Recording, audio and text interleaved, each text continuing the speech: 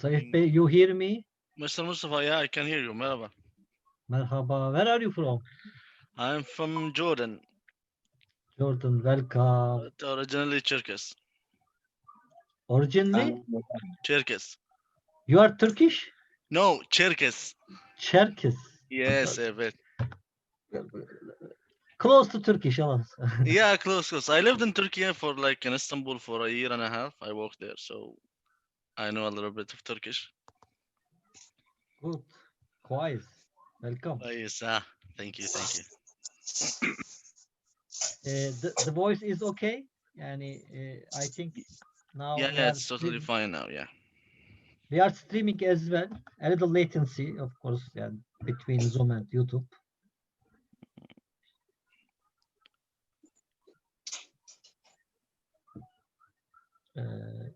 What about your e-commerce issues?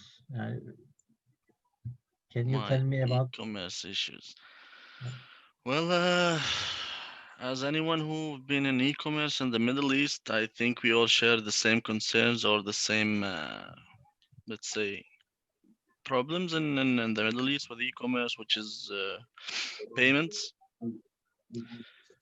and logistics, which is shipping and fulfillment, especially in Saudi Arabia and the bigger countries. But from my side, I think like payments is the most or the biggest problem now in the Middle East. There's like 70%. I'm not sure about numbers. I'm just giving like random numbers. 70% of the orders are depending on cash on delivery, which is a risky way to do business in e-commerce. Shukran for your sharing. Today, one of co-founder of Salla.sa will be with us. They have more than 50,000 merchandiser subscribers in their platform. He will also analyze with them. And Mr. Rashid, how are you? How about you, Mr. Rashid? I'm good. How is everything? Nice kida.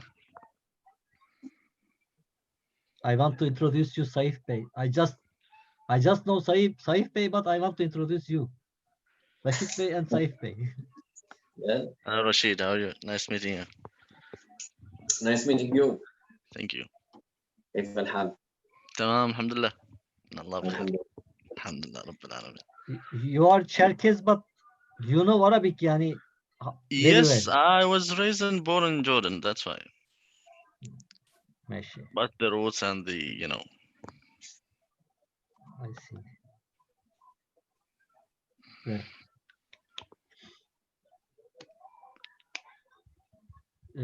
I have, in fact, there are many subjects. E-commerce cover many things. Yeah, and when I think that what sub-subjects we will talk, I am writing, and then you say shipping. I said, oh, I forget shipping. And then it's a lot of stuff, when we are really, really way back in the Middle East in terms of e-commerce. Still didn't reach that's what I think is we didn't reach even 30% of the potential of the e-commerce in the Middle East. So big potential. Big potential, of course, especially with this Corona thing, the consumer behavior will definitely change, but it still needs time. I think we still need time. I see. Well, how about Rashid Bey? What do you think about e-commerce in Middle East? I think the logistic part is a very challenging. In Ramadan there was an issue for the shipping in Saudi Arabia, where there were some videos about e-commerce website where they have thousands and thousands of products that have not been shipped. Obviously, because of the high demand in Corona time. So they have been into so many problems because of that. And I think in Saudi Arabia, one of the major shipping companies are going out of business, which is Fisher. Yeah. They are going out of business. Yeah, I hear that. Also, the government is trying to force some some changes because of that, and regulations, new regulations, and some changes because of that. Yeah. We had some changes in here in Qatar as well. The government, you know, the consumer law and all that, trying to control promotions online and all this. You know, in Qatar, wherever you want to apply a promotion on a product or whatever kind of sale in a normal shop, let's say, you have to apply for a permission for that. What's the specific products you're applying that permission on? What's exactly you're doing? And then once you get the approval from the government, you can go, you know, start the promotion in your store. But now they are applying this on that on online as well. And I think they still figure out the process, because we applied for our 3 websites until now, one of the 3 of our websites, and none of them get approval. They all rejected without a reason. So they still didn't figure out what's the process, how to they will control the online promotions and all that. You know, it's changing a lot now, but hopefully to the best. Yeah, I believe these regulations is going to shape the business somehow. Completely true, inshallah. Yes.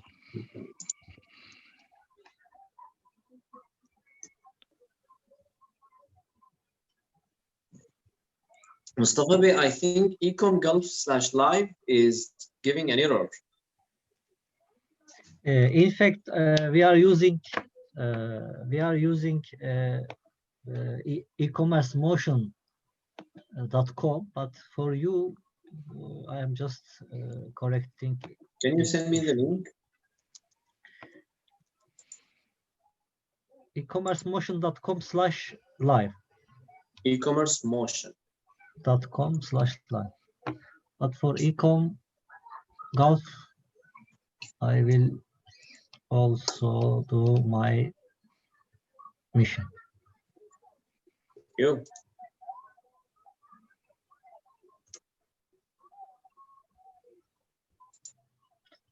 In fact, Ecom Golf, we didn't make streaming.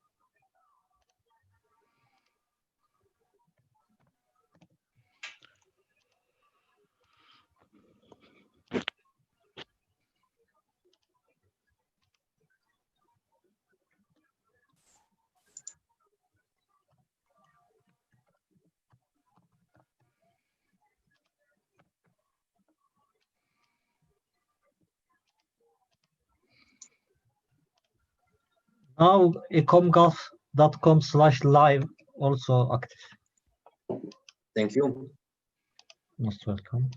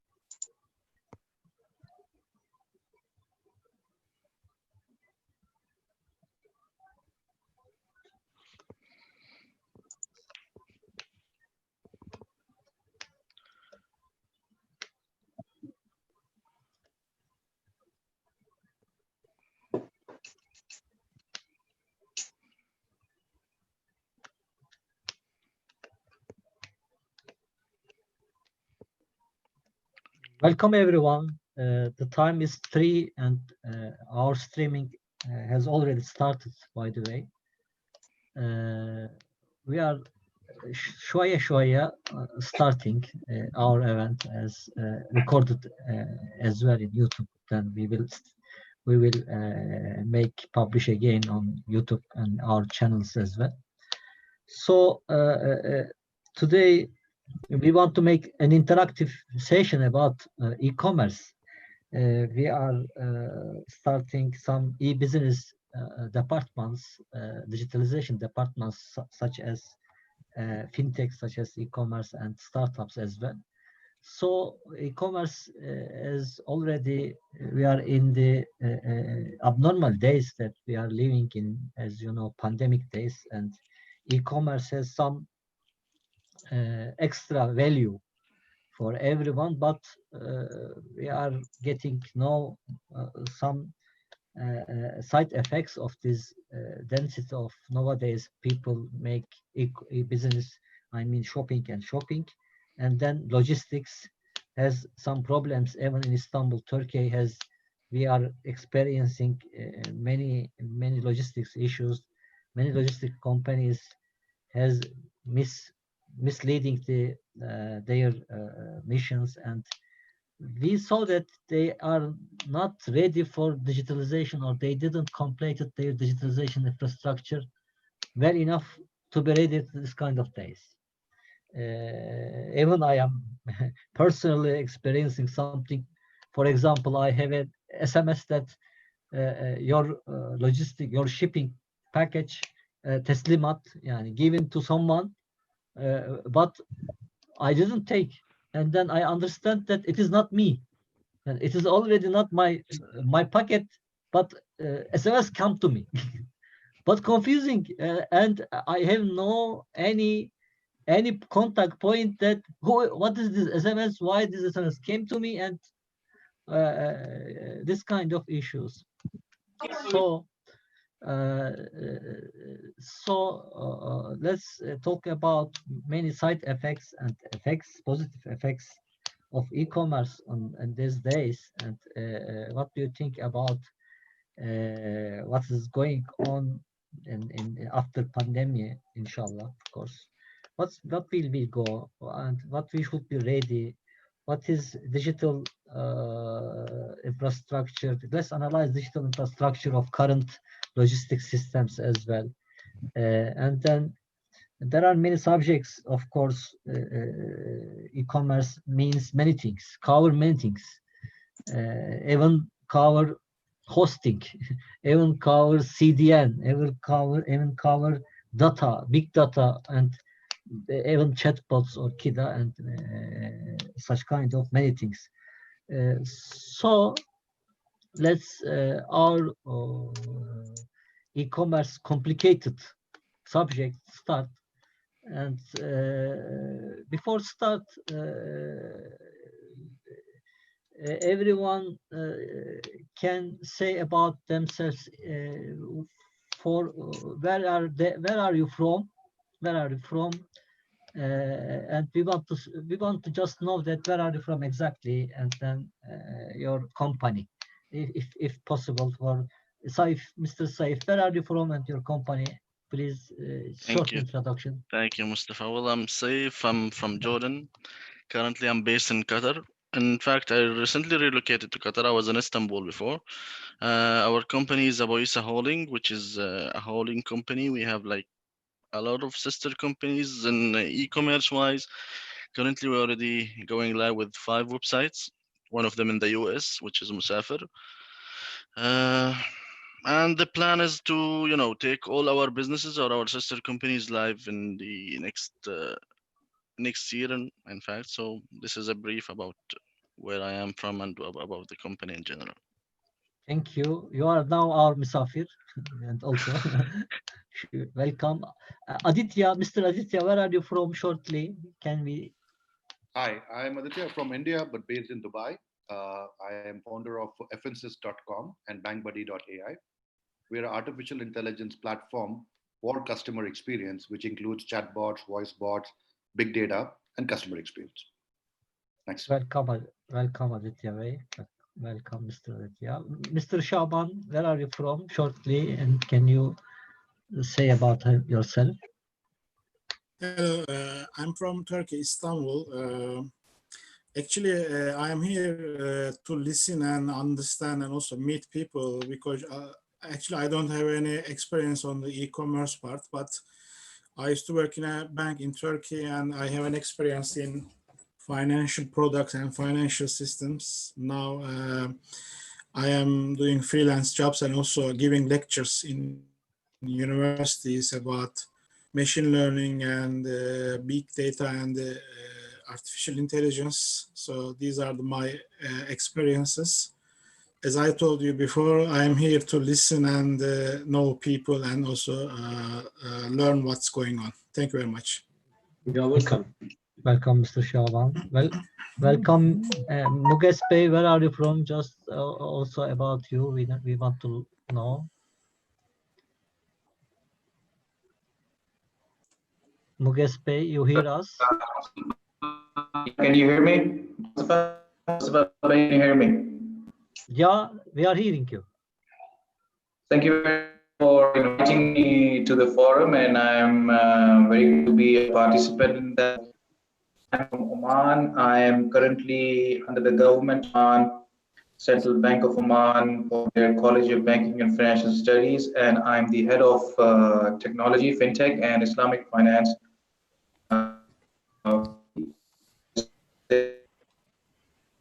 I over here and do advisory and consultancy. So this is basically what I am.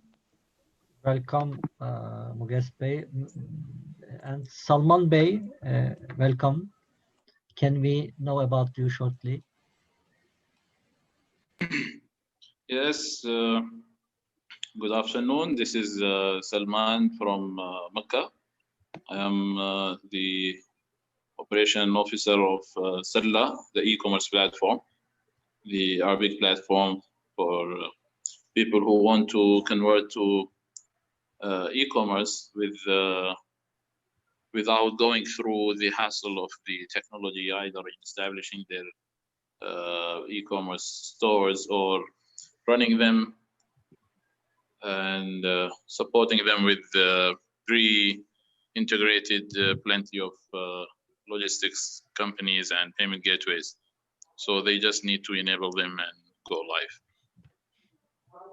Good. Today we want to analyze more about this platform, Salman Bey. Shukran for your attendance. Welcome. Ibrahim Bey, where are you from? Just shortly, we want to know about you, and if possible. Hi, good afternoon, everyone. My name is Ibrahim Misto. I originally from Lebanon. I've been in Ghana for the past 20 years. Until December, I was looking at business development. Can you hear me? I think someone is unmuted. Yes, I need to unmute, yes. Yes. So yes, I was looking, I was looking for business development for fintech, global fintech for Africa until December. Starting January this year, I'm doing consultancy work for incubators and accelerators in Ghana. So I'm more engaged in startups ecosystem in Ghana.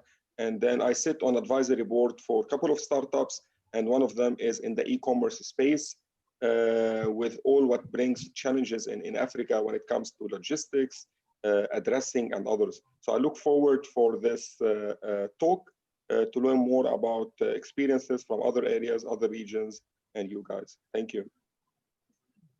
Welcome, most welcome. Mr. Fayaz, can you shortly brief you about we like to know you about, if possible? Hi, everyone. My name is Fayaz. I'm based in Tanzania, East Africa.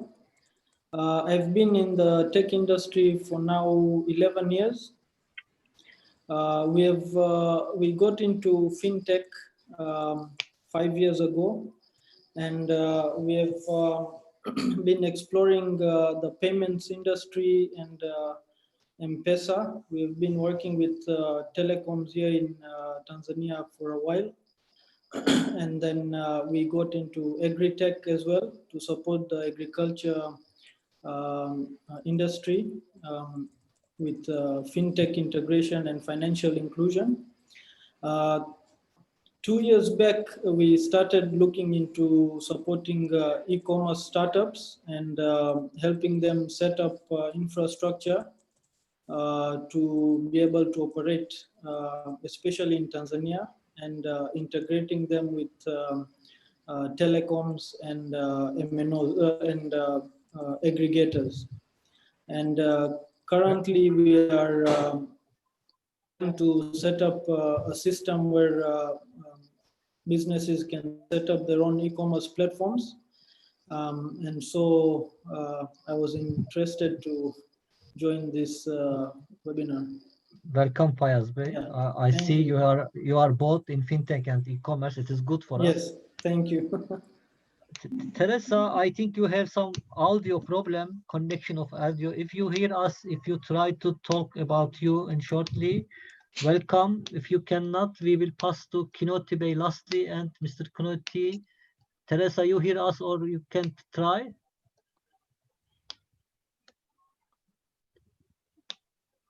Mr. Kinoti, can you open your microphone? I need to close it because of some voices came from there. And then can you shortly talk about you if you like, and then we will continue. Rashid Bey, our one first speaker, and then Salman Bey, we will analyze the platform of Salah.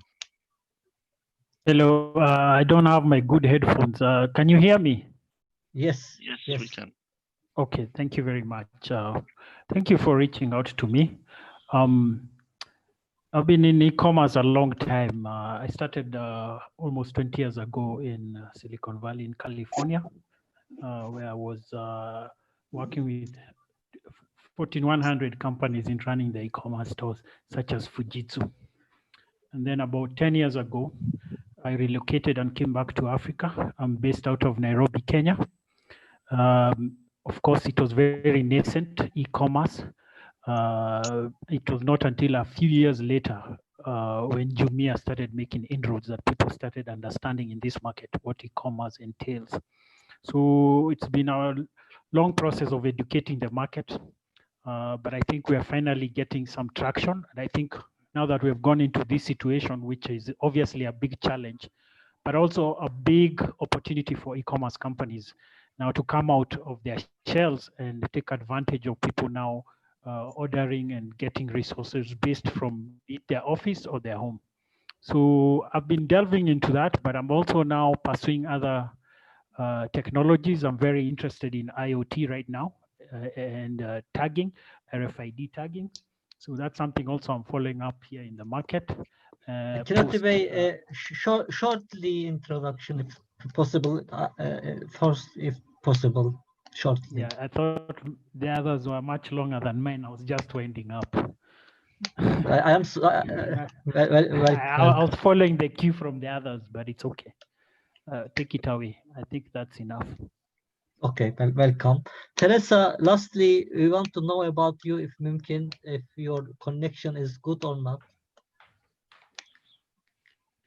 Your microphone is, if possible, you will open your microphone. Yes.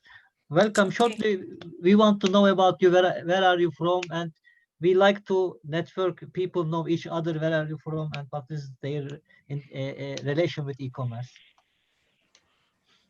Everyone, my name is Teresa Lubano. I'm from Nairobi, Kenya. I have an e-commerce platform called Shop Nanjala. It's an online shop for gardening, home decor, and gifting. I launched it in 2015.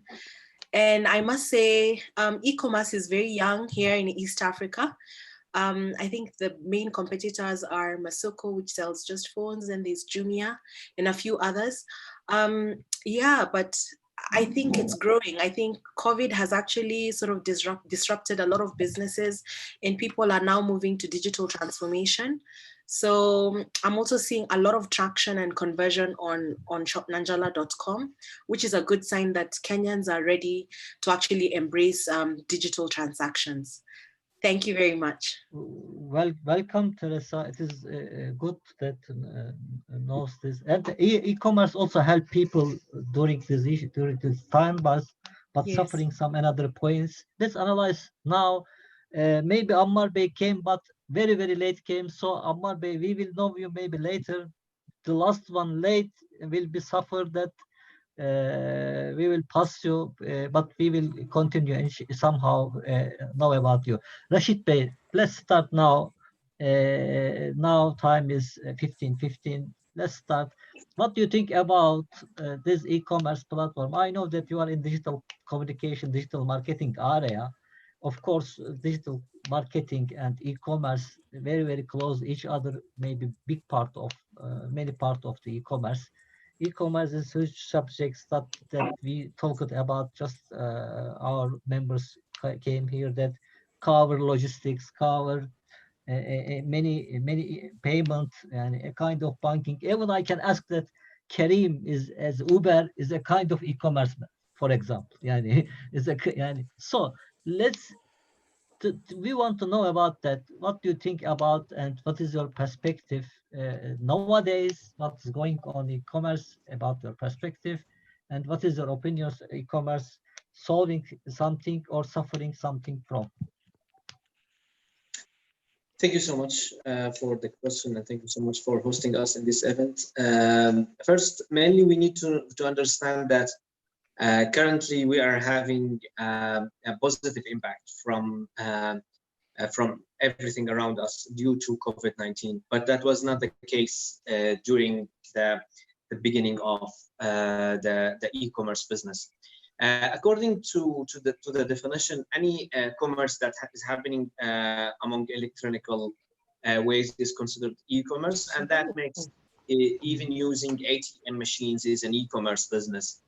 Back in 19s and 80s, when there was the ticket reservation over electronic system like IATA and other systems, it was mentioned and considered as e-commerce. But currently, we don't consider an e-commerce business as e-commerce business if it's not selling products over internet. So currently we have narrowed the definition of e-commerce to be only for selling businesses and selling products and services over internet. So even Uber is not considered as an e-commerce. It's considered as a business that is delivering services over online and over mobile applications, but we no longer consider it as an e-commerce. Currently, the definition of e-commerce is a store that is selling products or selling services. And of course, to sell the products, you need to ship the products, and you need to take care about the inventory of the products, take care of the supply chain management of the product. So the whole process of selling products, inventory of the product, the supply chain of the products is considered as part of e-commerce. The whole process of e-commerce, yes, have been evolved so much in the last couple of months, and that's obviously because of the COVID-19, where people had to think about another ways to shop for their products and to search for their products. On the other hand, the businesses and the merchants were in need to look for another way and another mean of interacting with the clients. So we have been a lot of businesses going online and trying to sell their products online. Welcome. So what do you think about Turkish and Middle East market? Now you are in Turkey, I know, and then as a country base, as a region base, you are experiencing something in your partners, and as also at least you are providing some e-commerce infrastructure to your customers, or at least you are as a customer of e-commerce. What do you think about it? What do nowadays, what you are experiencing from e-commerce, and what is your expectations can be in the future? First of all, Turkey is different case than other countries around Middle East, because Turkey is an industrial country where so many products are being produced and manufactured inside Turkey. That gave a lot of concern about the e-commerce in Turkey to be from the producers to the to the end users directly via the platform, via different platforms. In the great infrastructure and the good infrastructure, especially the logistic infrastructure in Turkey, has helped a lot to shape the good e-commerce system that we can see in Turkey. While in other Middle Eastern countries there is a high demand, there is the culture of using e-commerce to buy products, but there isn't that much more of products that being manufactured inside the Middle East, which made the e-commerce to take another dimension, which is the importing. So the e-commerce in different Middle Eastern countries is taking care of importing products either from Turkey or from China or from other countries. So that's what has shaped the e-commerce business in the Middle Eastern countries. On the other hand, both in Turkey and Middle East, there is a new shape of e-commerce businesses, which is the delivery business. It's not the same like e-commerce. It's just a business that depends on giving the ability to have a product being delivered to you, not shipped to you, which is different. In Turkey, there also fast needs, some fast needs, I think. Exactly. If your quick needs, something that you need quickly, then you can bring it from the grocery shop or from the supermarket. So this is between e-commerce and logistics. Exactly. It's a new form of e-commerce, because according to the definition, we used to say that there are some products that cannot be sold over e-commerce, like ice cream, for example. But now we can see that it's being sold over e-commerce, but the business model is different. Then we have an inventories all around the city, and then when you order, you enter your address, and then you check among the nearest inventory, and the products will be delivered to you. This could be from supermarket, this could be from grocery shops. And we have seen that even the supermarket chains has in Turkey, for example, they have participated in this business, and they are delivering the products via their e-commerce website. So now you can order the products from the e-commerce website or from the e-commerce application, and have the delivery boy bring it to you, which is completely new business model. Even that it's new for e-commerce, because previously you had to wait until the product's being shipped to you, while now it's an on-demand delivery, as we call it. Welcome, Rashid Bey. Shukran for your this extra point. That I can add that in Turkey there is a Getir application. I can say also application. This is kind of supporter of UX and supporter of digital needs. People now expecting some extra digital needs from this kind of companies, but they are not agile. Logistics or some e-commerce not agile to make some UX standardization. I mean high UX expectation or application they can't, but Getir did it. I can see what is the motorcycle coming to me in map easily and in time, and or extra this kind of details, digital standards very high. So even now Getir taken already $30 million in more than $30 million investment in Turkey, and then it's a startup now going more than a startup going to maybe $100 million business for Etsari. So thank you, Rashid Bey. Now we want to focus on a little bit more Saudi Arabia and Middle East, that in this area, Mr. Salman from Mecca, another speaker, and then we want to also analyze Africa as well. Mr. Salman, can you share us about your success story? Is Sallah.sa is I know, as far as I know, is success story in Saudi Arabia.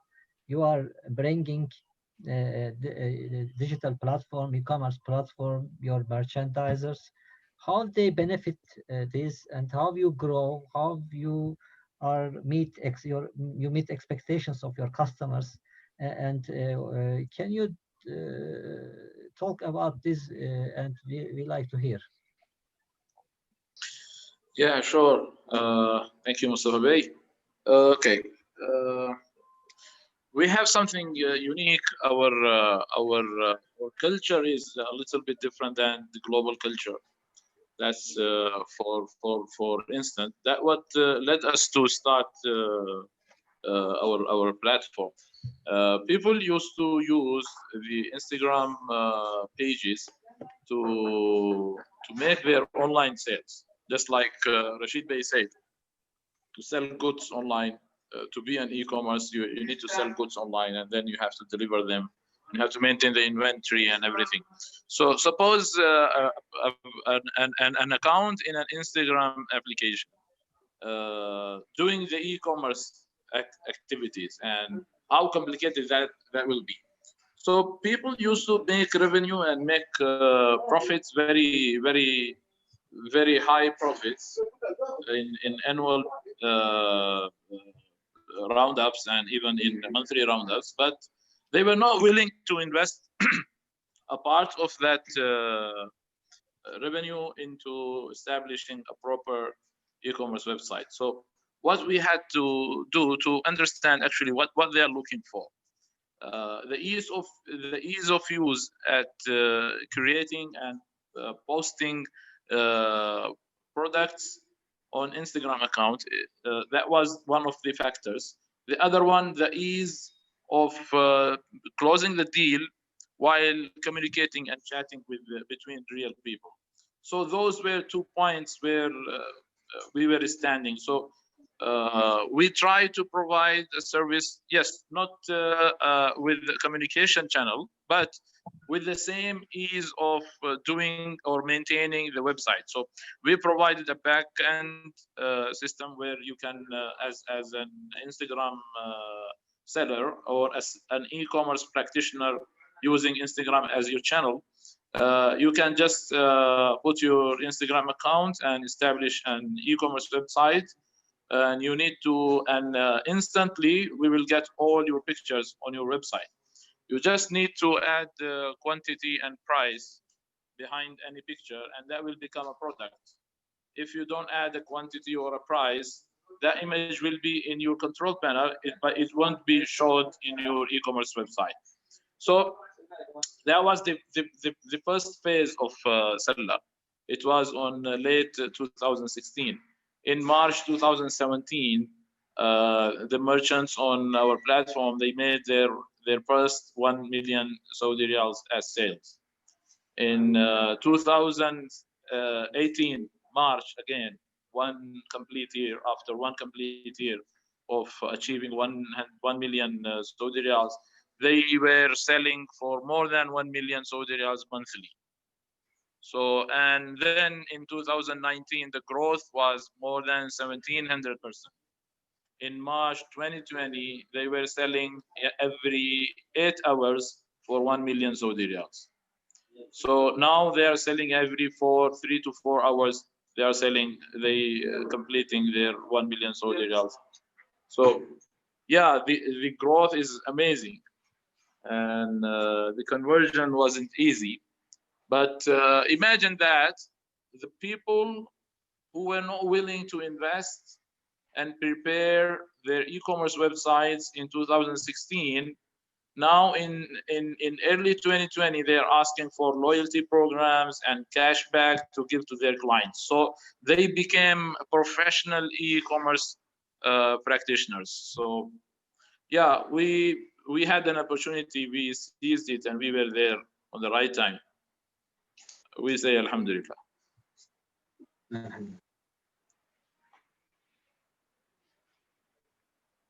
Your mic, Mustafa Bey, your mic. Your mic is silent, Mustafa Bey. Yeah. Sorry. I think you will reach 1 million next week in 1 hour 1 million next week or next month. Yeah, we hope so. Why not?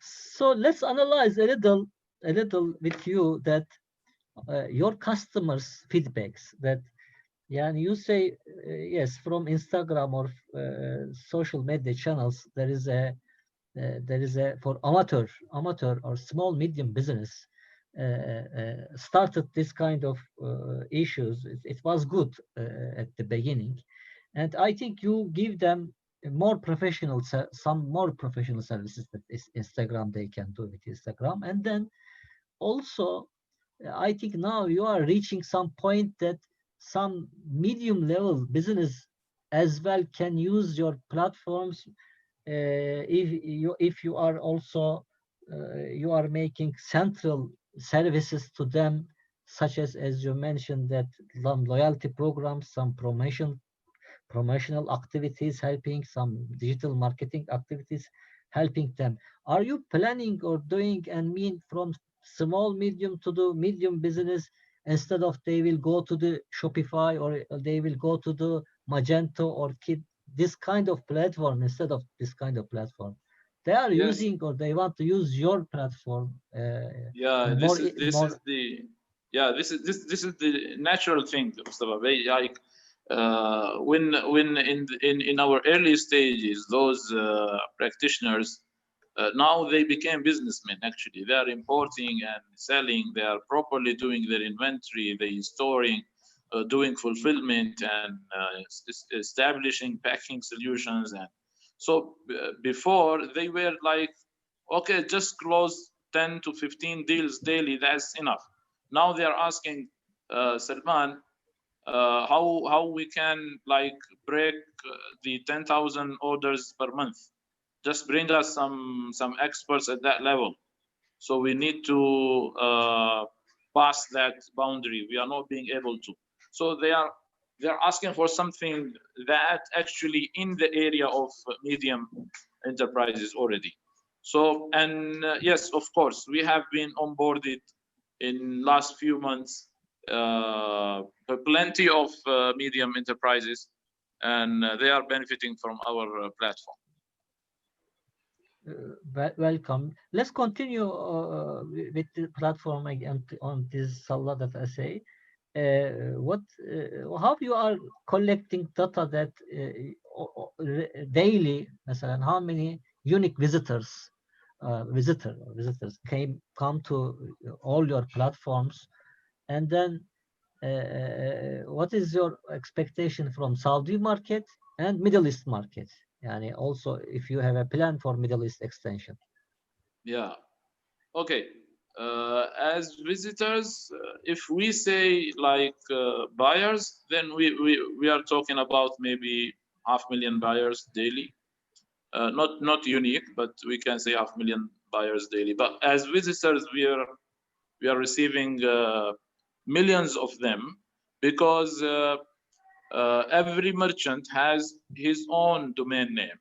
So they are doing their own marketing campaigns and digital marketing campaigns. So they are targeting, maybe plenty of them, tens or maybe hundreds of them are targeting the same audience, who are visiting them again and again in the same day. So they are visiting separate domain names, but all of them actually hitting as a platform, hitting seller.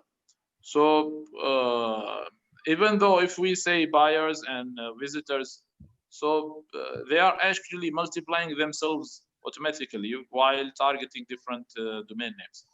About the Middle East, actually,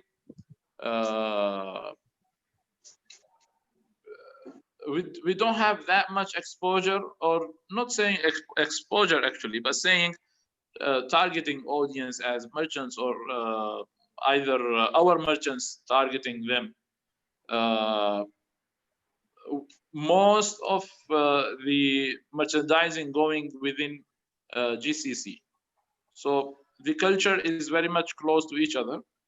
And actually, we would like to have some common habits.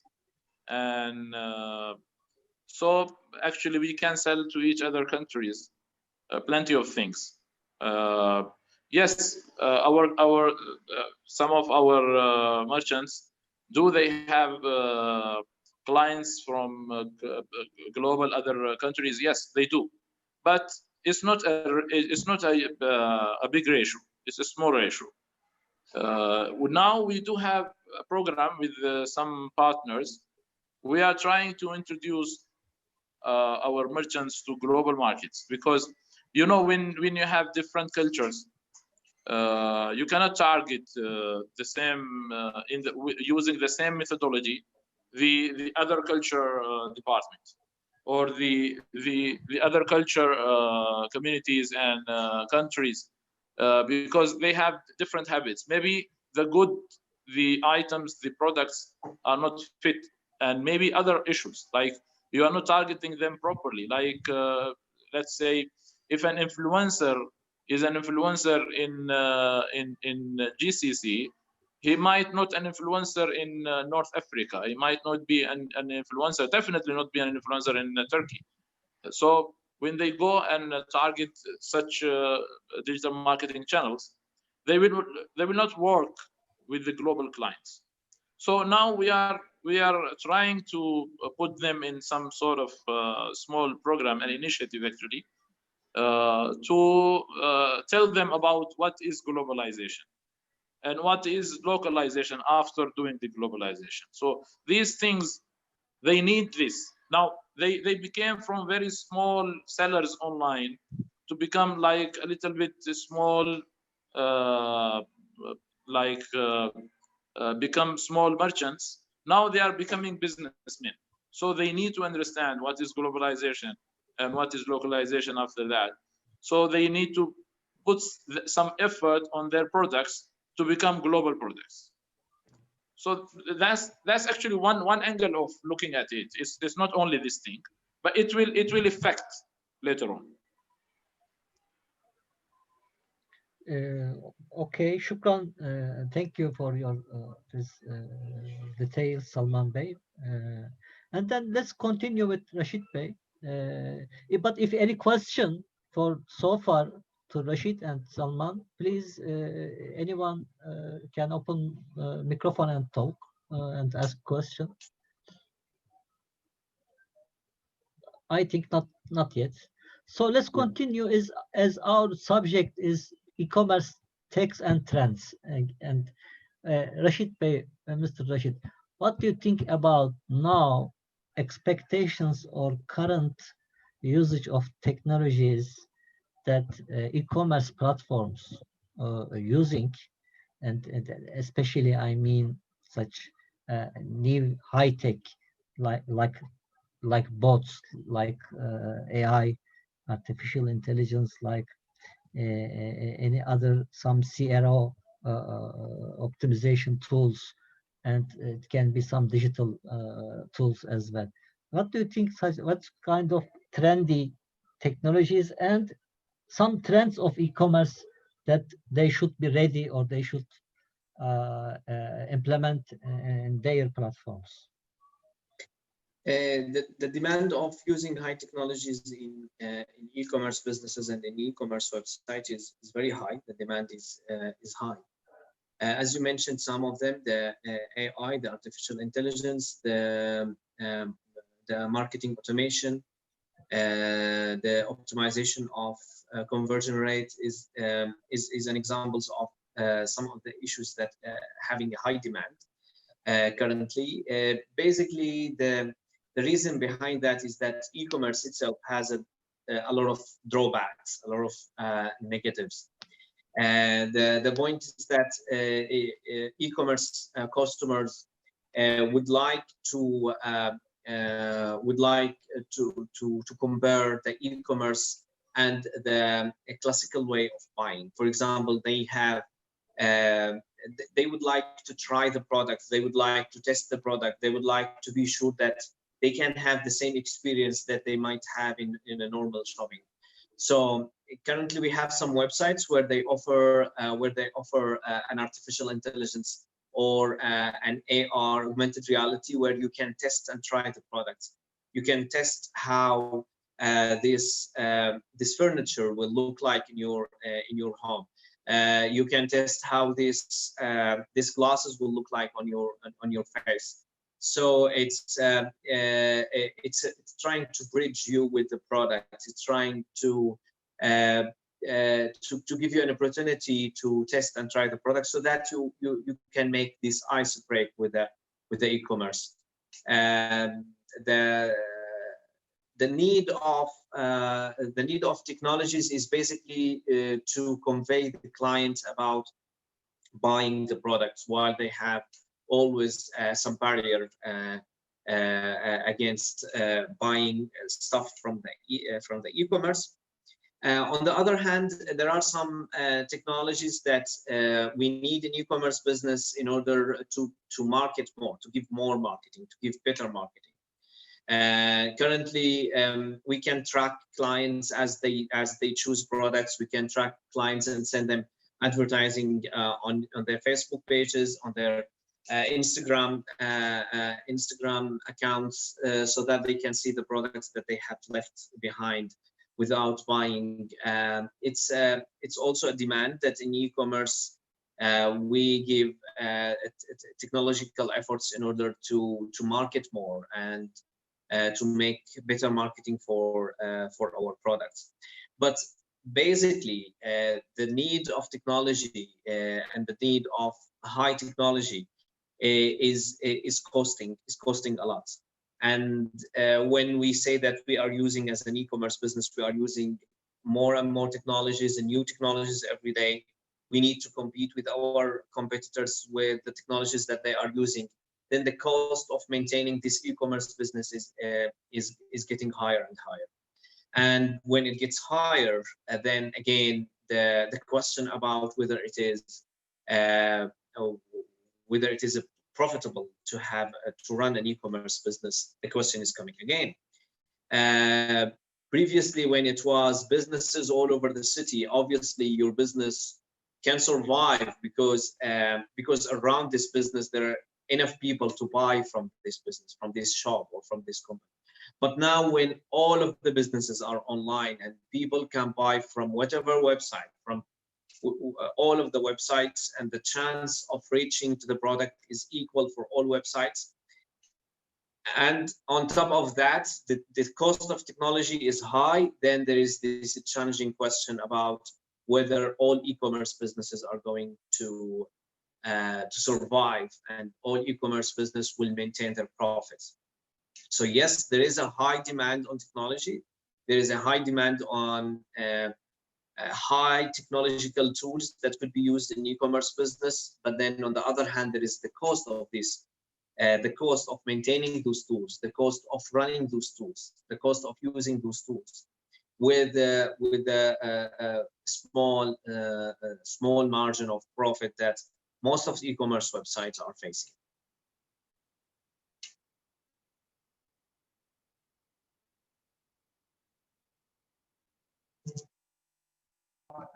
Yeah, I think I can add a few cents there. Actually, in contrary of Seller platform, we're promising our merchants, that our clients actually, that we will take the technical hassle out of them.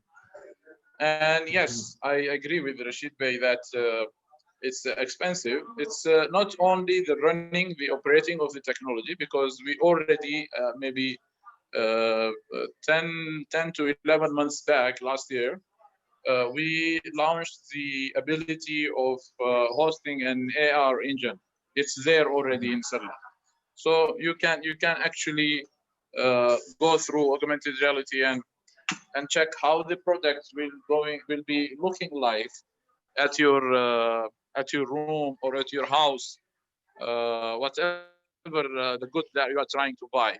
But just few merchants asked us about this and how to make it available in their stores. And even though it's not only the running and the operation and having the technology has the cost, also preparing your goods in these technologies is costly. Not only costly, even the people who are preparing, like when you go for regular e-commerce website and you need your products to be like photographed or taking pictures of them, professional like e-commerce standard pictures, that will be, even that is a little bit expensive. Instead of getting those pictures are actually AR enabled pictures with 360-degree view and having the 3D angles and clear backgrounds and so on. So actually preparing the regular pictures is a little bit a hassle for them, because it's not it's not an IT tech, but it's another tech. It's a technology from a different point of view or from a different angle. So even in that area, so preparing the products and the goods to be able to be used in these new technologies is extremely expensive and very rare skills to be available in the people who are working there. So this is not related to tech or electronics. It's more probably related to some artificial or some art work, like the photographers and the the other area, the supporting area of e-commerce. So I think this angle is very how we can say, it's a multi-factor angle. Let's see. I see. Welcome for your adding. At this point, anyone, any question, please, or any comment for technologies, especially new technologies or expecting technologies? No, but let's continue with some new technology, especially in Middle East. One of my friends here, Saif Bey, Mr. Saif, says payments is a suffering point for e-commerce and logistic as well together. What do you think about payment systems of e-commerce? Salman Bey, your payment system is, I think, somehow good that many merchandisers use your daily very well, I think. What kind of bank points or connection or credit card or some payment issues you are covering or managing? How? Yeah, the payments is actually a hassle if a regular e-commerce if a regular merchant or a regular businessman or a regular man want to establish or convert it into an e-commerce, he needs to go through several steps. Like he must have a commercial bank account, which is not easy to open in Saudi Arabia. I don't know why, and nobody knows why. It's like there. So banks takes plenty times from you to allow you to open a commercial bank account, especially when you are an unknown person in business terms. You don't have you don't actually already having currently working capital going on and actually on and in and out from your other bank accounts. So it's very difficult to go from scratch to open a bank account, and it's not easy. So this is first step. Second step, you have to go through a payment gateway, a PSP, to get an approval from them. Then this PSP will work with your bank to prepare or generate a merchant ID for you, and then you can go live and start receiving digital payments. And so yeah, this thing is very, very hustleful actually, and usually it takes from 3 to 5 or 6 months to go live. But on Sella, we made it from day one. Like, we don't want them to go through it, so we just go through the requirements, whatever there, and we enable those requirements, and we receive those requirements on behalf of banks and the payment gateways, and we just enable the digital payments on our account till they go with their own accounts live. So we do some sort of aggregation in initial stages, and then we take them live. So we actually, freed some space. Like when we used to, when we were young, we used to hear like time is money. So in this factor, actually, time is money actually. So their clients, they will not even feel the change when these merchants switch to their own accounts. So it's just like a click, and these amounts we received on their behalf, and then the next minute they are receiving directly their own amounts in their bank accounts once they got the approval from the PSP and the bank. So yeah, payment is one of the major issues in Middle East, and specifically in GCC, and more specifically in Saudi Arabia, because we are getting everything regulated. Just like a couple of years back, we started regulating these things. So now everybody should be like, when we started, there was no rule for aggregation. So now we are doing the aggregation, and there is a rule, but our Saudi monetary agency is saying, okay, Stella, carry on what you are doing, but try to not to keep the merchants on your accounts for so long, or try to get the license for the aggregation. So we are working on both lines, and trying to provide the e-commerce and digital payment benefits to our merchants. And in the same time, we are maintaining the documents on behalf of the banks and the payment gateways, and doing the KYC. That's a well-known terminology in banks and financial institutions. So know your customer is KYC. So we're doing that on their behalf, and keeping these documents in our storage until they prepare and wrap up their payment requirements. So yeah, it's a hassle-full. Yeah. Well, I think we touch one of your difficult points, but you somehow you solve it, Yanis. Somehow you are Yes. solving.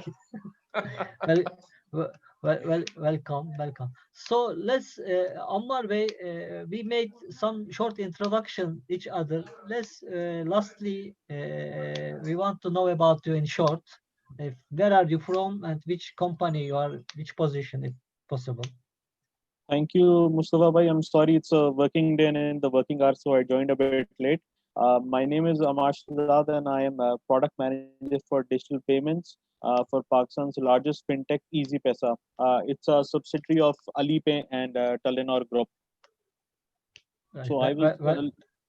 Welcome, Ammar. Any questions so far from your side? I just like to add 2 points here. So I was just listening to the conversation in respect of e-commerce. So I guess in this present situation, in this COVID situation, e-commerce has totally taken a new turn, especially because when people are now very are very safety curious and don't want to go out to the home, don't want to touch things, and even don't want to handle the transaction in cash, or even don't want to do transaction using cards, because there are certain researches that are coming that there are germs that can be transferred to that.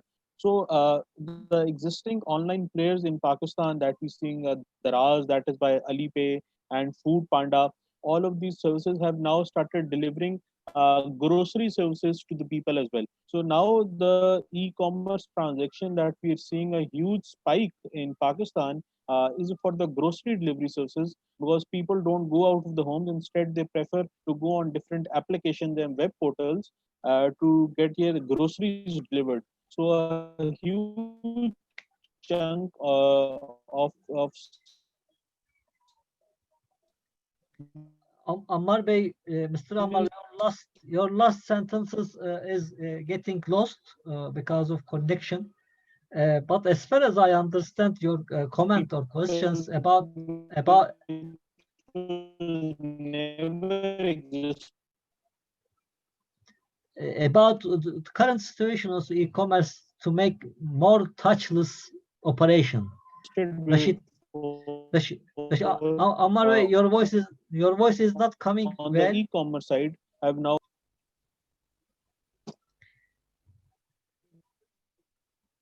Rashid, you hear me? Yeah, I can hear you. I need to mute. I need to mute of Ammar because his site is some problems.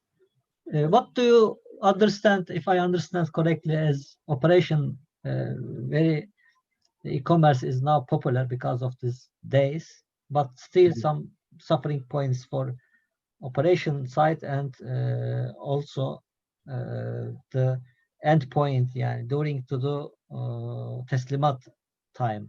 What do you think about?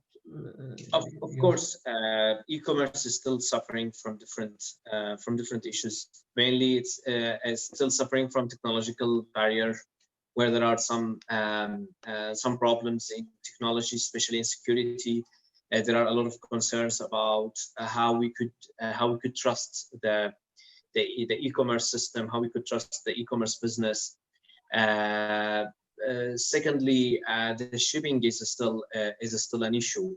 We have seen a lot of problems coming because of shipping. We have seen that the shipping and logistics is a barrier towards the success of e-commerce.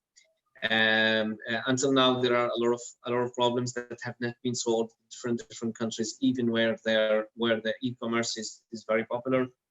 At the end of the month of Ramadan, there was a lot of issues about the logistic companies in Saudi Arabia and in other GCC countries as well, in terms of how many products are being delivered every day, and will the products reach to the end clients on time. And that was an issue for several e-commerce websites as well as shipping companies. The third issue that's still considered as a challenge is the payment gateways, and then the payment business in general. There is a huge demand on better laws from the banks to allow businesses to accept e-payments. But on the other hand, there are a lot of challenges toward that, because there's still awareness problems, security problems, money laundering is an issue, and it's also giving a pressure over banks not to accept being flexible with the laws of e-payments for different e-commerce businesses.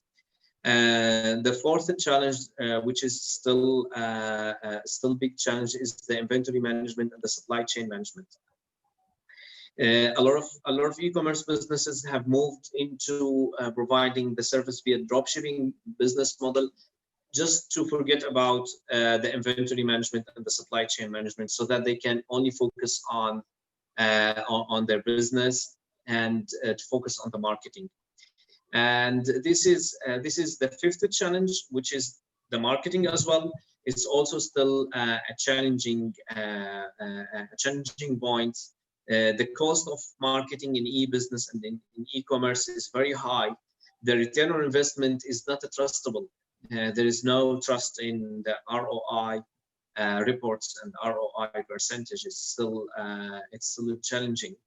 So if you would like to cover the challenges and the concerns of e-commerce, those are the 5 main concerns actually, which is making the e-commerce business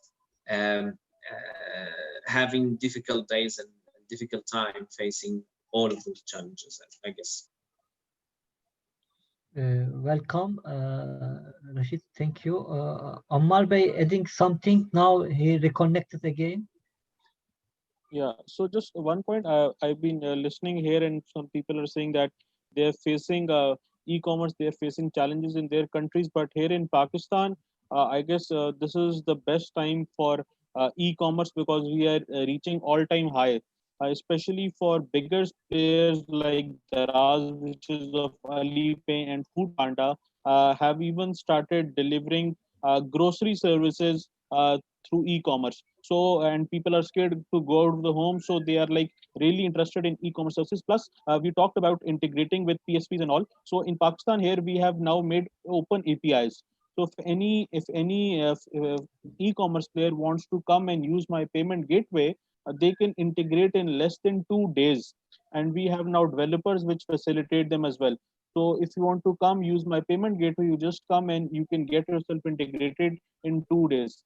Plus, as far as for people to do digital payments, we have a process in which in less than 5 minutes, they can create their own digital account sitting at home from their phone for our Easy Paisa app. So just 3-4 basic details, and you can get a basic account.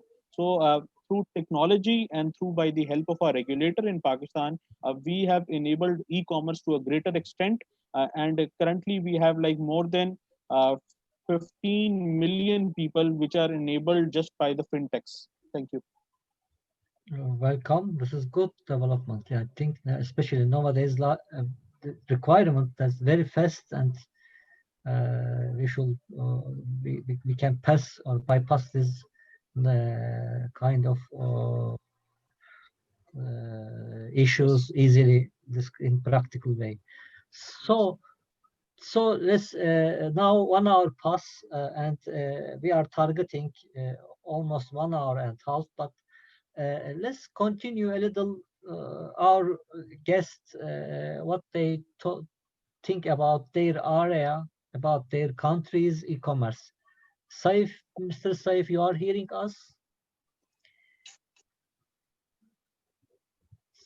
So, by the way, we are now continue as a kind of networking as well. Yani, in e-commerce motion or e-commerce CEO club, we want to make more collaborative people to know each other. Saif Bey, I think you are hearing us and you want to talk. Yes, I do. What is the Qatar or Jordan? I think you know as e-commerce issues nowadays, fast delivery issues as well for the grocery delivery. Thank you, Mustafa. Thanks, Mr. Rashid and Mr. Salman for the valuable input they did. In fact, I've been in exposure in e-commerce for multiple different countries. I worked in Saudi Arabia, I worked in Istanbul, I worked in Qatar, I worked in Jordan, and the e-commerce field in general. There is a lot of differences from country to country. So you cannot compare any of the countries I mentioned to Turkey. Turkey had like a big exposure to the e-commerce. They have like a huge, let's say, companies like Trendyol, Boyner, Maxipity in food, and so you cannot compare that to them. By the way, Boyner sold by a Qatar company, and Trendyol also acquired by Alibaba. Alibaba, yeah, I hear 750 million the last year, I think. Yes, please continue. Yeah, so in Qatar in here, I can say I'm here for 6 months now. Before coronavirus and after coronavirus, there is a big difference. Before coronavirus, I can easily say there is no such a thing called e-commerce in Qatar. There is no big companies, there is nobody taking over the market, no customers, nothing at all. So, but after what happened and with the coronavirus thing, a lot of big major companies started to jump in. As Ammar mentioned, grocery stuff, we have Lulu, we have Carrefour, everyone is jumping to the e-commerce thing. They are delivering. In fact, now, if you go to Carrefour or Lulu hypermarket or wherever online, they cannot even deliver you within within a week. It's all booked. So this is one of the things Mr. Rashid also talked about, which is deliveries and fulfillment. We are still struggling with that. In Jordan, I can say that there is no such a thing. It's still based on Facebook pages. I think if any of the people in here familiar with Jordan market and e-commerce, it's still based on in Facebook pages, Instagram pages, and it's not really familiar like websites. What I mean, like a big websites or big majors. And the shopping experience goes mostly to China, which is AliExpress or Alibaba. That's in Jordan. Okay, thank you, Saif Bey, for Nice. this your region. You explain your region. Mukesh Bey, you are hearing us? If you are there, maybe you are not free now. Mukesh from Oman now is Oman off. Let's continue. Fayaz Bey, Mr. Fayaz, what about Tanzania? Can you describe what's Tanzania nowadays and before, and e-commerce and grocery issues as well? Can you describe us if you like? Yeah, so e-commerce has been in the market for a while. We had Jumia in Tanzania for a few years now. Last year it got shut down, but after actually during the Corona situation, there have been plenty of e-commerce sites and apps that have been launched. Some which are also launched by PSP companies, and some by private companies as well. So we have Uber also planning to launch Uber Eats for food. We have grocery, we have a lot, grocery apps and websites. On the side of hardware and physical products, that is where the challenge is, because a lot of people are facing delivery issues and logistics. Payments is not a problem. We have mobile payments infrastructure by all telecoms. We have a government payment gateway as well, which facilitates all billers, meaning electricity, water, and such cases. And we also have MasterCard, which has launched MasterPass. So if you want to make payments directly from bank accounts, that is also possible using your mobile wallet. So payments is not a challenge. Our biggest challenge is logistics, delivery, and delivery of huge items. Grocery and all that has been sorted by motorbikes delivery companies. But challenges are still there for companies like furniture industry or boutiques and such, electronics, things like that still haven't. Online stores are there, but people would want to like feel the item and see it before purchasing. Thank you, Fayaz. It is Africa already is good as far as I know. Payment, mobile payment is very common. Yes, mobile payments is very common, and now it has gone cross-border as well. So, for example, if we want to even purchase items from Kenya, we can use mobile payments and not like we don't need our bank account to make the purchase. So, or send money transfers via mobile payments as well is possible. Yeah, and your condition should be in Saudi Arabia. Yeah, Salman suffering the point there. Yeah. I was thinking of the same thing. Good, yes. Thank you for your sharing. Thank you. So lastly, Ahmed Al-Balushi Bey, Mr. Ahmed, if you are hearing us, and Mukesh, if you are hearing us, we are ending and concluding shwaya. Before concluding and ending at our normal time for ending, we say it's 4:30, but we know each other a little. And what conditions in your country about e-commerce, delivery, logistics, payments, and then especially nowadays fast logistics, I mean grocery delivery. What is going on nowadays in your country, if you like to explain us? Yeah. Good afternoon, everybody. And it's nice to be here with you guys.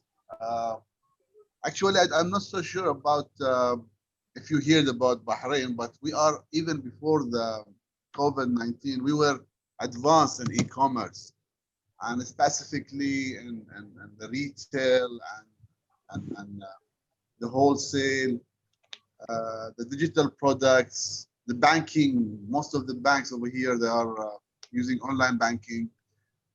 We are depending a lot on online shoppings, either inside Bahrain or from outside as well. And after COVID now, almost maybe I can say 99% of the people over here, they are exchanging their day-to-day life with the online transactions. We have companies here in Bahrain as well that they are dealing with e-commerce. They are very strong in e-commerce actually, and they are doing very good in it. But still, there are some what do you call it? They say people we need digital transformation, yeah, which I believe not only in e-commerce and anywhere. Digital is there, automation is there. We need now to convert our mind and start thinking about simplifying the solution rather than digitizing the solutions or the process. So therefore, now in Bahrain, there are some strategies, either from the governmental sector or the private sector, that they want to convert that process, the manual process, into an automatic process by thinking like the customer. And it's everywhere. They are talking about it in webinars and seminars and events. Now in the COVID, they are doing it through Zoom, through live storm. And there are lots of exchange between experts and the entities, like the owners, the company owners, or the government. I believe there is a big chance for the companies, the tech companies, to have business here in Bahrain, and specifically in e-commerce. But you need to know that in Bahrain, they're already in this business. So you need to think in some different way how to market your products. And this is what I'm trying to do. Now I'm trying to inject things like the fourth industrial revolution technologies, such as big data and artificial intelligence, Internet of Things, which will help a lot in e-commerce actually. It will help a lot in connecting things automatically, predicting what the customer wants, as Google and Amazon, Netflix, they are doing. So this will enhance the e-commerce market a lot. This is in my own point of view. I don't know about you guys, but I think that for the e-commerce sector to move forward a positive step, we need to inject the new technologies in it, such as I said, artificial intelligence, big data, Internet of Things, cloud computing, and cybersecurity is the most important thing actually. And that's it. I think this is my point of view. Don't take it that it's in general it has to be like that. E-commerce is going on, but I think that we need to think in a different way. All right. Thank you very much. Welcome, Ahmed Bey. You are, of course, a kind of global perspective. I mean, general perspective, what's going on in digitalization as digital transformation of a sector that should reach some digital level, but not complicated, as you say, should be some basically, because when sometimes say on board digital transformation, they are afraid of digital transformation of any company, of course, if they are not directly in technology. So as Shwaya, and basically such kind of things, we are putting their operations, I mean enterprise business, and they are converting them to the level of they should be, as you say, sometime cybersecurity, sometime IoT, sometime some another control and automation mechanism they should do as much as possible. So let's continue. Mugesbe, if you hear us from Oman, and then now Abdel Fattah Hassan Bey, welcome. Abdel Fattah, we are now last 15 minutes of our official time of our session. I mean, if do you like to share your e-commerce e-commerce opinions about nowadays that e-commerce companies or your e-commerce services, if you like to share us. Abdel Fattah, you are hearing us, or Abdel Fattah? If how are you? Shukran, Abdel Fattah. Now we are concluding last our dakika minutes. If you express your general opinions about fintech technologies currently using from e-commerce companies, what they are expecting from e-commerce companies, and what kind of e-commerce technologies should be add on nowadays for especially pandemic days. First, I would like to thank you for inviting me to the meeting. Let me talk about my experience. We are based in Turkey and Canada. Right now, we are focused on Magento, and we have our own mobile application based on Magento 2. And we have a small experience in e-commerce, about 2 years. We have a project in Egypt about the clothes. We have about 22 stores. We are selling in Egypt the stores online. Also, we have an electronic website in Turkey. Its name is Brand Bazaar. And the solution is selling the electronics, and we have integration with the topest marketplace in Turkey,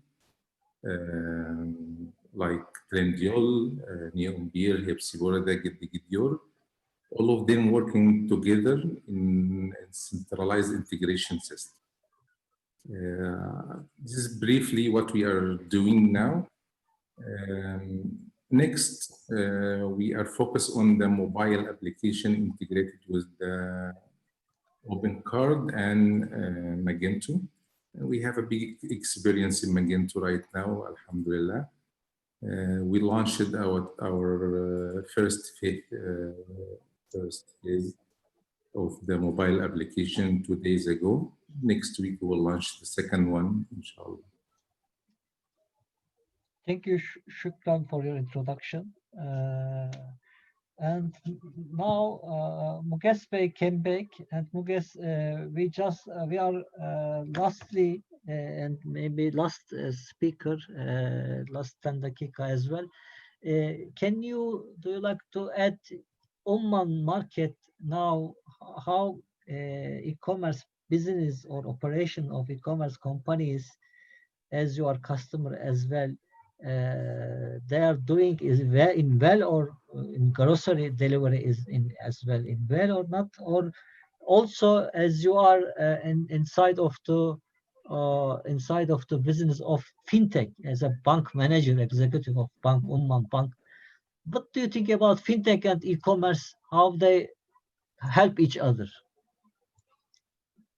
I think, first of all, thank you very much again, Mustafa Bey. I had to, attend to another meeting instantly in between, and then it was a great time. I'm back now. Welcome. The question, I had a chance to listen to 3 or 4 of the initial speakers and what they're doing and the importance of e-commerce. I think, of e-commerce, I don't think there was any doubt that there will come a time where e-commerce would be being center stage, if not it all. And financial technology is an extension of e-commerce. I don't think any way that both can be separate. As a matter of fact, I'll go to an extent where I'll say that fintech and e-commerce are once of the same coin. Having said, if any fintech initiative is not amalgamated with e-commerce initiative, it will lose its traction, it will not fulfill its potential, and as a matter of fact, it will be the door, the increase in that will come quickly post in COVID-19 only. I say so because Oman is a classic example, being a relatively economy that is in a huge financial crisis scenario, oil price crisis, and now on top of it, the COVID crisis. It's a three-pronged crisis. To open up within this turmoils, and the reliant e-commerce appeared to be the only way out, not only for Oman, but for countries like Oman and even other countries too. I can tell that, there is now recently, we just got the news that government of Oman to launch these medical bands, medical wristbands, which are e-commerce driven, and they will be able to trace the COVID-19 cases and other symptoms or the locations of COVID-19. This is a government approved medical wristband. This is one where an economy that is still relatively closed, Oman-like economy, is relying on e-commerce because there's no other way out. Number one. Number two, e-commerce in a small economy like this has increased. You see people e-commerce options much more. Their online deliveries have increased. But having said that, this increase is too structurally powerful to allow the government to formally adopt e-commerce as its solution to so many other problems and so many wayabouts. This is why I think Oman as a country has a lot to do right now. Things point towards that, but I think for Oman to really catch up with other countries and make e-commerce as its central focus, there's still at least half a decade, if not more, still to go. I would suggest that, one of the things that, again, in one of our last gathering, I mentioned that with e-commerce and technology, although very fancy, very user-friendly, very innovative, makes things smart, we must not forget that the biggest risk that brings with it is cyber risk, cyber security. And this sort of risk is unforeseen and risk that is big to produce more black swan events.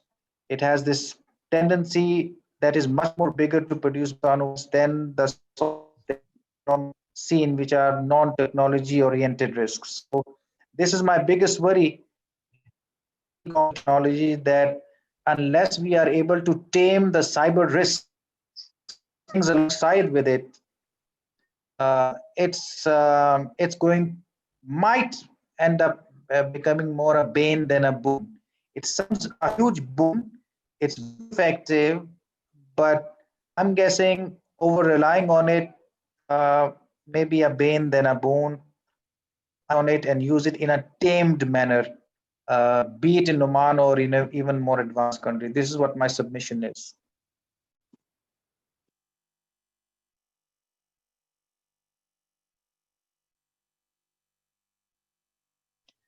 Shukran Muges Bey. Thank you to talk about Oman as well. And we are happy that you are joining our fintech board as well. We are now developing fintech and e-commerce ecosystem as far as we can do. And for Ammar Bey has a comment, agreed with Muges. We are facing pretty much same challenges as well from Pakistan. Ammar Bey, shukran for your comment as well. So lastly, one of new member from Morocco, and today we made a Middle East, Africa, and Turkey. Almost everyone: Bahrain, Qatar, Pakistan, Saudi Arabia, Tanzania. Almost many countries here. Now, lastly, Morocco. Mohammed Kader Bey, I think you are coming from Morocco, as far as I remember. You hear us? Yeah, actually, thank you so much for inviting me to this conference, and thank you a lot, Mustafa, to invite me to this group. I'm so honored to take part of it. And back to your question, yeah, actually, I'm from Morocco, and I'm managing the business for a Chinese company in the payment industry. Which can we know which company? If not Alibaba, I think, but another. The company is called WellPay, which is a solution provider, payment solution provider, as well terminal payment providers. The last and newest generation for terminals based on Android and the MPOS too. I see. So our last minutes of our meetings for officially released with that endpoint is 4:30. But we want to give you, Mohammed Bey, last 5 dakika to you. If you like, can you explain us what is the Morocco issues nowadays from pandemic as e-commerce opportunities, or e-commerce suffering points, or grocery services, or logistic suffering points? Can you explain, if you like to explain nowadays, especially pandemic, and what you think about what kind of technologies should e-commerce platforms add as much as possible? Actually, right now in Morocco is as the same thing. I may say in Tunisia too, because I'm original from Morocco and Tunisia. I have both nationality. I was born here in Morocco, and I have the both mixture culture of the both countries, and I can say that it's pretty the same thing in this period of the pandemic situation. For the e-commerce, about the e-commerce, what I noticed, it's quite blooming industry actually. I didn't expect that, but some startups here in Morocco, they worked hard during the first phase of the pandemic situation, and they developed many e-commerce and online shopping websites. When you can pay online, use your credit card or use a wallet, for example, an e-wallet, for example, or an online money to order and get delivered to your home, to your house. Grocery, medicines, and food actually from the restaurant, which they deliver food like McDonald's, KFCs, and some particular restaurants. So this period, for example, for the last 2 months, I have seen a lot of websites and startup companies which are raising from nowhere and delivering and providing this kind of service. And potentially, I have seen that the people here in Morocco, they are responding and they are using these platforms. And so they like it was like a period, and it was like a point of transition to the cashless. It was like accelerator to the cashless, which is the cash here in Morocco used to be the king, same as Europe, I suppose. Oh, this countries is very agile as startups as well. Very fastly deliver, submit their products to the market, and market demand is very high. It's very high, and it was so responsive. What I have seen, and it wasn't only my observation. Actually, I have a lot of friends from all over the world, and they had the eye on Morocco, actually the Moroccan market, so to promote for their business and do something here in fintech industry and see what are the opportunities. And they were so surprised how this industry was raising and evolutionary growth during this period. What is the population of Morocco? 10 million? We are 42 million.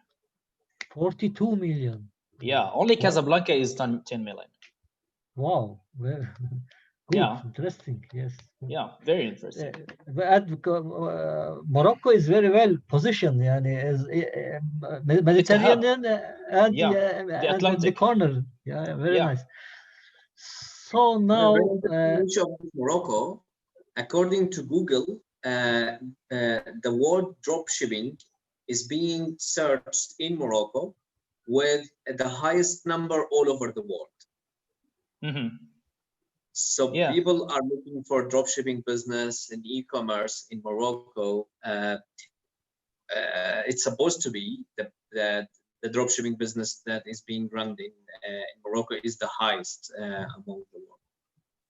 Yeah, definitely. And also, I have a friend of mine, if I can share this experience. He started 5 years ago, just like an FBA or partner seller on Amazon. And now he's from the best sellers on drop shipping all over the world. And now he has his own office in Singapore and doing all the drop shipping business from to all over the world, crossing the globe actually. And he started from trash, from nothing, and he's doing very well actually. And his main products, his main niche is the cosmetic products, and he uses our unique and traditional oil which exists only in Morocco. I don't know if you know it, it's argan oil.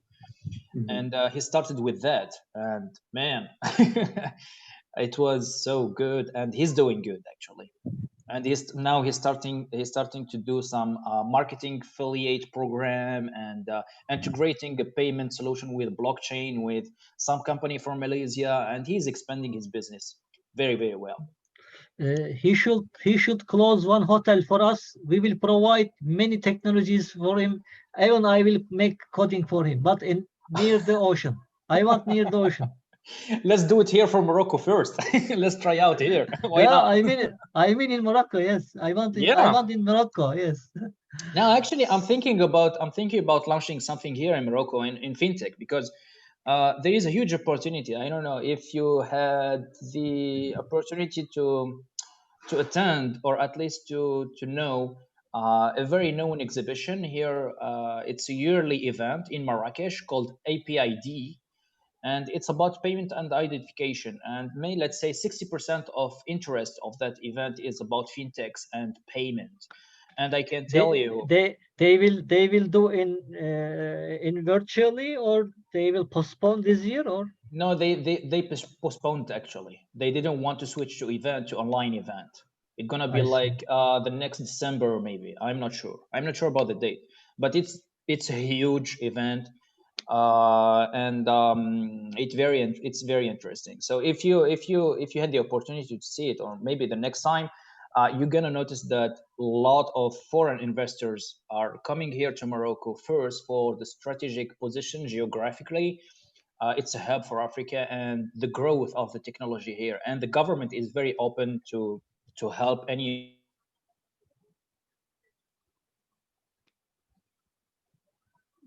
Mohammed, your last 10 seconds is lost. I think we have some problems now in Mohammed connection. I think Mohammed hear us maybe somehow. So let's, if there is a last question, we are closing. And thank you to Rashid Bey and thank you so much. Salman Bey to express their detailed experience and Salladat essay, to hear from Salman and Rashid Bey from. Shukran to all of you. Thank you very much for hosting us. And I do have one small request actually. There are concerns, 5 concerns Rashid Bey said about e-commerce, and there is an event Brother Mohammed Khadir have mentioned in Morocco, and there are other points like the website that the brother Ammar said about in Pakistan. So we would like to have like a small summary of this gathering that will be sent to all of us to know, and actually tighten more the networking happens between the people who attended this event. Just small request. Thank you very much, everybody. Sorry, I don't know who was talking, but I didn't hear. I was disconnected for few seconds. I didn't hear the whole request. Salman Bey from Saudi Arabia, founder of Salladat.sa. All right. Yes, his request was to summarize the points that we have been mentioned today and send it as a summary to all of the attendees. Yeah, with pleasure. Why not? I will share with you documents. Maybe I will consolidate on WhatsApp group, or with pleasure. No problem. Yeah, we are mostly in same groups as e-commerce WhatsApp group as well. we can especially use e-commerce WhatsApp group, e-commerce CEO Club WhatsApp group. Then we can continue as well there. That because we are caring, not only speaking or analyzing, we are caring each other, what we can help each other about our business, and our help each other as region-based to extend our issues together somehow. So thank you for this session to all your attendees and sharings and comments. And really, it was grateful to from Istanbul, many salam from Istanbul to you, and to feel Oman, and to feel Pakistan and Bahrain, Saudi Arabia, and Tanzania, even Morocco, and it was great for me. And now, with your acceptance, let's now cut and stop and conclude this session, and see you next again, I hope. Yeah, see you soon. Inshallah. Thank you. Inshallah. Thank you. Inshallah. Nice to meet you. Thank you. Nice Thank to you. meet you, everyone. Nice to Everyone meet stay you. safe. Allah Hafiz. Thank you very much. Assalam.